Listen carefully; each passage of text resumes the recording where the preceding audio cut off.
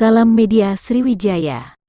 Sejumlah pekerjaan dibantu alat mengerjakan proyek instalasi pengolahan air limbah atau IPAL di kawasan Rumah Susun, Rusun, di Kelurahan 23 Ilir, 24 Ilir dan 26 Ilir Palembang, Jumat tanggal 29 Juli tahun 2022.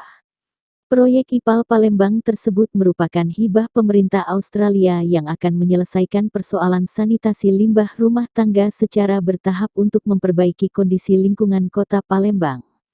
Limbah cair maupun padat akan mengalir dari rumah-rumah melalui pipa yang akan ditampung di rumah pompa untuk diolah, kemudian limbah hasil olahan tersebut dilepaskan ke Sungai Musi sehingga kondisi sungai itu bakal lebih terjaga dari pencemaran.